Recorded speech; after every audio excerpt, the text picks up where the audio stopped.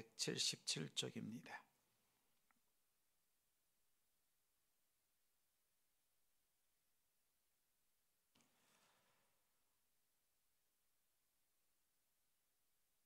베드로전서 1장 1절부터 9절, 신약 377쪽 한 절씩 우리 교독하겠습니다. 제가 먼저 읽습니다. 예수 그리스도의 사도 베드로는 본도, 갈라디아, 갑바도기아, 아시아와 비두냐에 흩어진 나그네 곧 하나님 아버지의 미리 아심을 따라 성령이 거룩하게 하심으로 순종함과 예수 그리스도의 피 뿌림을 얻기 위하여 택하심을 받은 자들에게 편지하노니 은혜와 평강이 너희에게 더욱 많을지어다. 우리 주 예수 그리스도의 아버지 하나님을 찬송하리로다. 그의 많으신 긍휼대로 예수 그리스도를 죽은 자 가운데서 부활하게 하심으로 말미암아 우리를 거듭나게 하사 산 소망이 있게 하시며 썩지 않고 더럽지 않고 쇠하지 아니하는 유업을 있게 하시나니 곧 너희를 위하여 하늘에 간직하신 것이라. 너희는 말세에 나타내기로 예비하신 구원을 얻기 위하여 믿음으로 말미암아 하나님의 능력으로 보호하심을 받았느니라. 그러므로 너희가 이제 여러 가지 시험으로 말미암아 잠깐 근심하게 되지 않을 수 없으나 오히려 크게 기뻐하는도다. 너희 믿음의 확실함은 불로 연단하여도 없어질 금보다 더 귀하여 예수 그리스도께서 나타나실 때에 칭찬과 영광과 존귀를 얻게 할 것이니라. 예수를 너희가 보지 못하였으나 사랑하는도다. 이제도 보지 못하나 믿고 말할 수 없는 영광스러운 즐거움으로 같이 읽습니다. 기뻐하니 믿음의 결국 곧 영혼의 구원을 받음이라. 아멘. 살아있는 소망이 있습니까? 살아있는 소망이 있습니까? 라는 제목으로 말씀 전하겠습니다.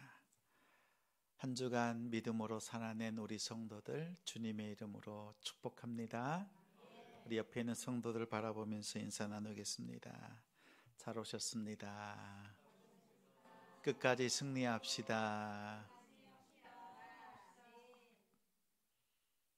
얼마 전에 믿지 않는 한 분을 만났어요. 그분은 한 40대 후반 정도 되는데요.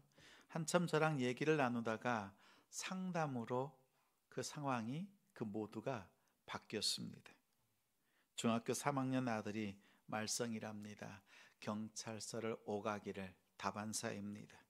학교의 규칙을 지키지 않습니다. 수업하기 전에 핸드폰 내놔야 되는데 내놓질 않습니다. 선생님들이 얘기를 해도 말을 듣지 않습니다. 벌점을 주고 또 주고 벌점이 차고 넘치는데 그 벌점으로는요, 이 아이를 제지할 수가 없다고 합니다. 심지어 선생님들의 지도를 이 아들이 거부를 합니다. 그래서 오죽했으면 선생님이요 직접 신고했습니다. 이 아이가 교권을 침해한다. 선생님이 이 아이를 신고할 정도로 이렇게 선생님들의 지도, 학교의 규칙을 지키지 않는 겁니다. 그런 아들을 보면서 엄마의 마음이 찢어지는 거지요. 같이 이야기를 나누다가 아들 이야기가 나와서 한참 이야기했습니다. 그리고 같이 어울리는 친구들이요 절도, 폭력으로 소년원에 송치되고 또 감금이 되어져 있는 상황인 거지요. 자칫 자신의 아들도 그런 친구들과 어울리다가 더 안 좋은 길에 빠질까 봐 노심초사하는 이야기였습니다. 그래서 선생님을 찾아가서 간곡히 싹싹 빌면서 당부한 것이 바로 이것입니다. 우리 아들 졸업만 시켜주십시오. 중학교 3학년인데 이제 얼마 남지 않았는데 졸업을 시켜달라고 하는 것입니다. 다른 것 없습니다. 졸업만 시켜주시면 좋겠습니다. 그렇게 선생님을 찾아가서 싹싹 빌었다고 합니다. 그러면서 하는 말이, 제가 목사인 걸 알거든요. 그분이 부탁하기를, 목사님 이럴 때 어떻게 해야 합니까? 어떻게 해야 될지 모르겠습니다. 다른 집 아이들도 사춘기를 지나긴 하지만 그래도 조금은 수월하게 사춘기를 지나가는데 왜 유독 자신의 아들만은 이렇게 깊은 골짜기와 같은 시간을 보내고 있는지 모르겠다라는 것입니다. 그러면서 정말 어떻게 해야 됩니까, 목사님? 평소에 신앙적인 이야기들 나누지 않다가 그분과 대화를 나누면서 깊은 생각이 들었습니다. 이야기를 들으면서 하나님, 어떤 말을 해줘야 위로가 될까요? 이런 생각이 드는 거지요. 그러니까 불현듯 제게 떠오르는 한 가지가 있었습니다. 그러면서 먼저 당부했어요. 다른 사람들은 아들이 잘못했다고 비난하고 돌을 던질지라도 절대 비난하거나 탓하지 말고 무조건 기다려주는 그 한 사람, 그 엄마의 자리를 잘 지켜주시기 바랍니다. 아들이 잘못한 것이 명확하고 100배 아들이 잘못했다 할지라도 네가 잘못했다 이 말 하지 말고 그냥 곁에서 기다려주는 한 사람이 되어주십시오라고 당부하면서요, 그분에게 돌아온 탕자 이야기를 해주었습니다. 아버지가 살아있는데 아버지가 죽었을 때 받을 유산을 아버지로부터 받았습니다. 그 이야기는 뭐예요? 탕자의 마음속에는 이미 아버지를 죽여버린 것과 다름없습니다. 그리고 아버지를 떠났습니다. 허랑방탕한 삶을 살았지만 그의 인생의 밑바닥에서 자신의 삶을 뉘우쳤습니다. 깨달았습니다. 근데 돌아갈 곳이 딱 한 군데 있다는 것을 깨달았습니다. 어디예요? 아버지의 집, 아버지의 품. 비록 지금은 아들이 아무리 엉망이고 아무리 잘못했다 할지라도 아들 곁에 있어 주십시오. 아들이 언젠간 뉘우치고 깨닫고 돌아올 곳이 있어야 되는데 그 한 곳이 없으면 정말 인생이 가장 나락으로 떨어질 수밖에 없지만 내가 돌아갈 곳이 집이 있다. 그 한 사람이 있다면 분명 돌아옵니다 라는 이야기를 나눴습니다. 여러분, 중요한 얘기예요. 언제든지 비록 내 상황이 좋지 않고 가장 어려운 상황에 있을지라도 가장 멀리 집을 떠난 것 같지만 돌아갈 집이 있다라고 하는 그 한 가지가 얼마나 큰 위안이 되는지 모릅니다. 지금 아들도 마음으로는 돌아가고 싶지만 자신의 상황이나 주체할 수 없는 자신의 감정, 그 상황 속에서 헤매고 있을 뿐입니다. 그러나 분명 그 집이 있다는 것을 알면 돌아오게 될 것 같습니다. 이렇게 당부하면서 복음을 전했습니다. 지금도 기다리고 있는 아버지가 계시다. 이 사실을 꼭 기억하시길 바랍니다 라고 당부했습니다. 저녁 11시쯤인가요? 감사합니다 라고 하는 카톡의 문자가 왔습니다. 앞으로 한 번 더, 몇 번 더 또 뵙고 싶습니다 라는 내용이었습니다. 그래서 저도 기도하면서 또 복음 전할 그 기회를 엿보고 있습니다. 오늘 본문에서요, 베드로가 이 이야기를 하고 있는 거예요. 세상에 흩어져 있는 성도들, 바벨론이라고 하는 로마 그 식민지 가운데서 살아가고 있는 나그네와 같은 성도들을 바라보면서 한 가지 무엇을 당부할까 살펴보면서요, 당부한 것이 우리 성도들이 돌아갈 살아있는 소망, 그 천국이 있다는 사실을 꼭 기억하기를 당부했던 것이 베드로의 편지의 서두였습니다. 우리 1절, 2절 말씀 같이 한번 읽겠습니다. 예수 그리스도의 사도 베드로는 본도, 갈라디아, 갑바도기아, 아시아와 비두니아에 흩어진 나그네 곧 하나님 아버지의 미리 하심을 따라 성령이 거룩하게 하심으로 순종함과 예수 그리스도의 핏부림을 얻기 위하여 택하심을 받은 자들에게 편지하노니 은혜와 평강이 너희에게 더욱 많을지어다. 베드로는 어떤 사도였어요? 본방인의 사도, 유대인의 사도였습니다. 이스라엘 땅에 그 복음을 위해서, 자기 동족을 위해서 복음을 전하는 자였습니다. 바울은 이방인의 사도였지요. 여러분 아세요? 근데 이방인에게 가장 먼저 복음을 전한 사람이 누구예요? 베드로예요. 사도행전 10장 11장에 보면 베드로에게 환상이 보입니다. 하늘에서 보자기가 내려와요. 그러면서 이런 말씀이 들립니다. 베드로야, 하나님이 깨끗하게 하신 것을 네가 더럽다고 하지 말아라. 그 다음에 고넬료가 보낸 하인들이 문을 두드리고 만납니다. 그리고 고넬료 이방인 백부장의 집에 갔습니다. 그리고 성령이 임합니다. 복음을 전할 때 성령이 임하고 그러자 세례를 베풀 것을 그 마음속에서 그 은혜를 받고 세례를 베풉니다. 오늘 베드로가 바라보는 성도는요, 이스라엘 땅에 예루살렘에 있는 성도가 아니라 이방 성도였습니다. 디아스포라, 흩어져 있는 사람들이었어요. 갑바도기아, 갈라디아, 본도, 아시아, 지금 터키 지역을 말합니다. 그곳에 있는 성도들을 바라보면서 편지를 쓰는 겁니다. 어디에서? 로마에서 편지를 쓰는 거예요. 그래서 예루살렘에 있는 성도가 아니라 여러 지역에 흩어져 있는, 세상의 곳곳에 심어져 있는 성도들을 향해서 편지를 씁니다. 1절에 보니까 말미에 흩어진 나그네라고 되어 있습니다. 흩어져 있는 거지요. 그 사명을 가지고 세상 속에 흩어져 있는 사람들, 나그네라고 합니다. 나그네는 어떤 사람을 보고 나그네라고 해요? 고향을 떠난 사람들인가요? 돌아갈 고향이 있는 사람들인가요? 오늘 말씀 속에서는요, 고향을 떠났다는 것이 아니라 돌아갈 고향이 있다라는 거예요. 우리는 나그네예요. 이 땅에 살고 있는데 이 땅의 정착이 아니라 돌아갈 고향이 있는 그 하늘의 소망을 가지고 있다는 것을 오늘 첫 번째 말씀에서 얘기하고 있습니다. 또한 흩어진 나그네에 대한 다른 설명이 있어요. 2절에 보니까 택하심을 받은 자들, 어디로부터요? 하늘로부터 택하심을 받았고 우리가 이곳에 나그네로 보냄을 받았지만 돌아갈 고향이 있는 하나님의 택하심 받은 자들이다라는 것을 말하고 있습니다. 성도의 정체성을 꼭 깨달아야 돼요.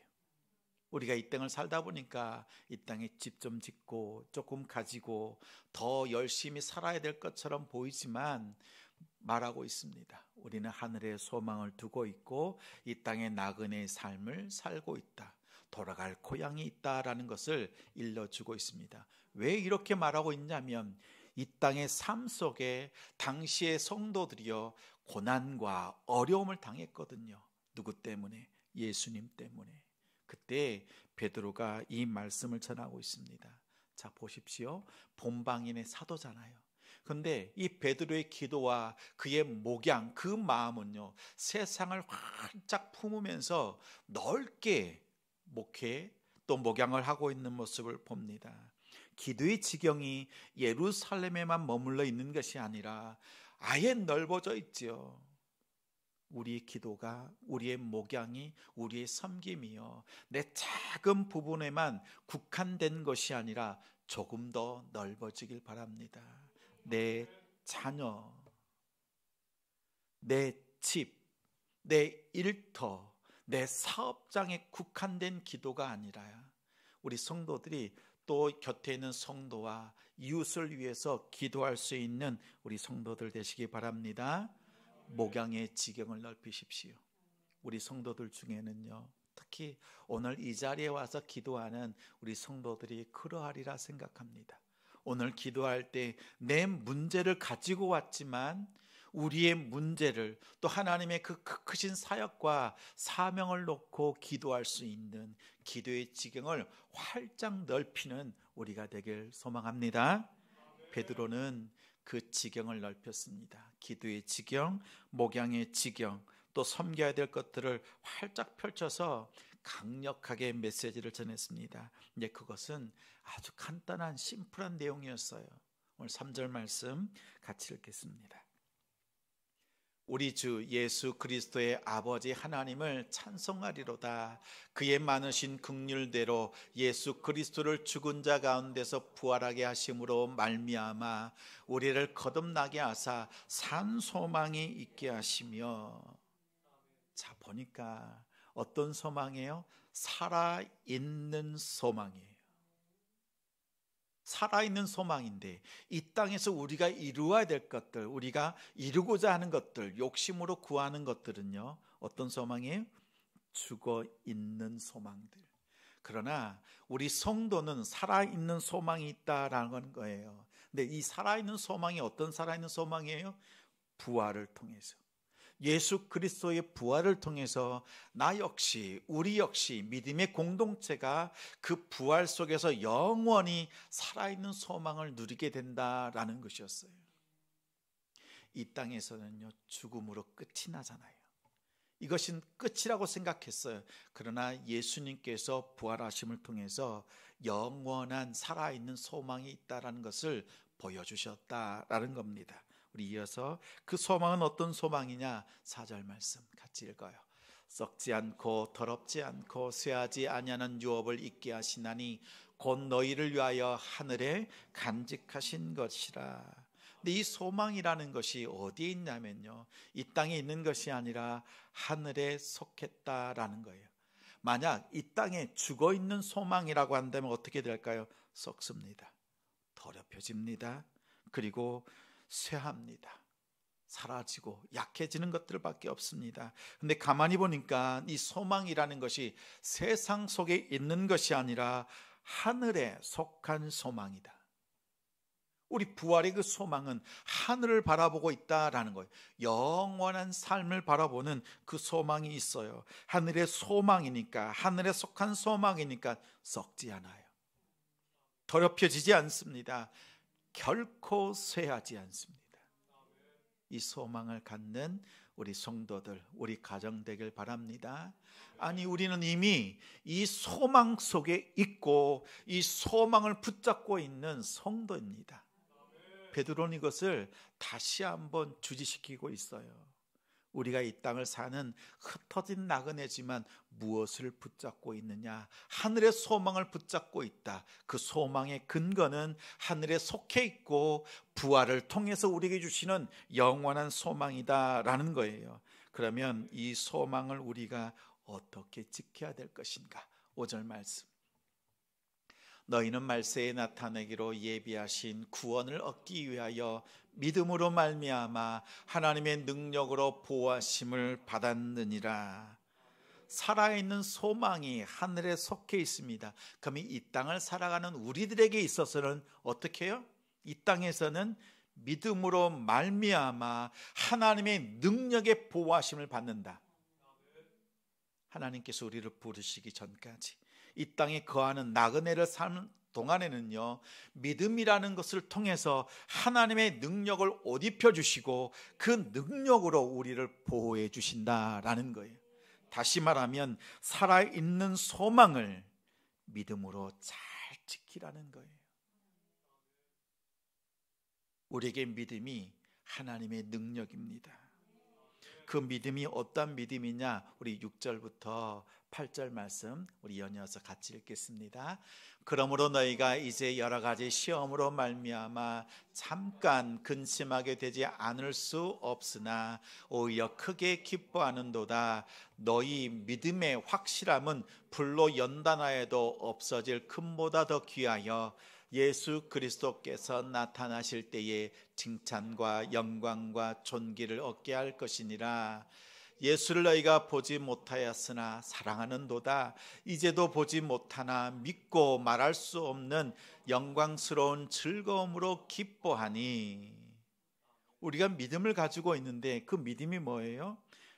보지 못했고 만나지 못했고 예수님을 함께 보내보지 못했지만 우리의 믿음은 지금 예수님이 곁에 있는 것 같고, 아니 옆에 계시고 그분의 호흡을 내가 느끼고 있고 그분의 능력이 내 삶 속에 나타나고 있는 실체적인 믿음인 거예요.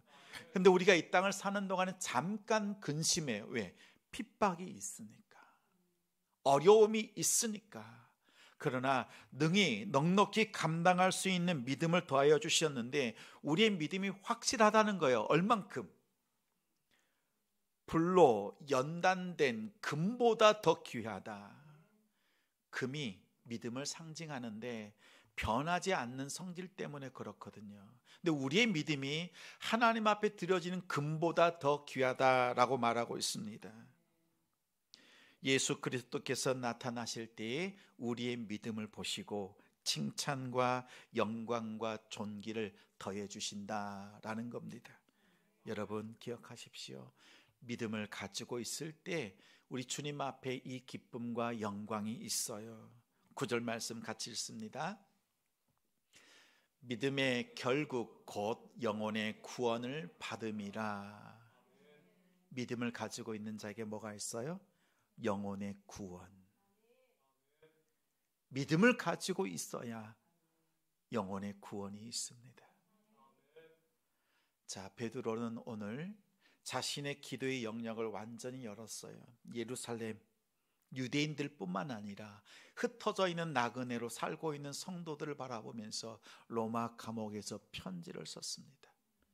이제 예수를 쫓는 제자들, 그들을 향해서 편지를 씁니다. 기도의 문을 활짝 열고 이 땅에 있는 성도들을 바라보면서 기도했습니다. 우리도 그렇게 기도합시다. 여러분의 기도의 지경을 활짝 여십시오. 그리고 우리가 이 땅에 우리가 분명한 소망을 가지고 살아야 되는데 영원히 죽지 않는 그 부활의 소망이 하늘에 있다는 것을 바라보면서 그 소망을 꽉 붙잡되 그 소망을 지키는 방법이요, 이 땅에서 믿음으로 하나님의 능력의 보호하심을 받는 것입니다. 우리의 믿음이 불 속에 여러 가지 시험과 환난 속에 우리의 믿음이 태워지고 때로는 세상의 믿음에 저울 때 위에, 아니 하나님의 믿음에 저울 때에서 저울질 될 때 우리의 믿음이 결코 가볍게 여겨지지 않는 하나님께 인정받는 믿음이 되길 바랍니다. 우리는 예수님을 본 적이 없어요. 그러나 믿어요. 예수님을 만난 적이 없어요. 그러나 주님은 내 곁에 계세요. 이 믿음을 가지고 영혼의 구원의 자리까지 나아가는 우리 성도들, 우리 가정, 또 우리 자녀들 되시기를 주님의 이름으로 축원합니다.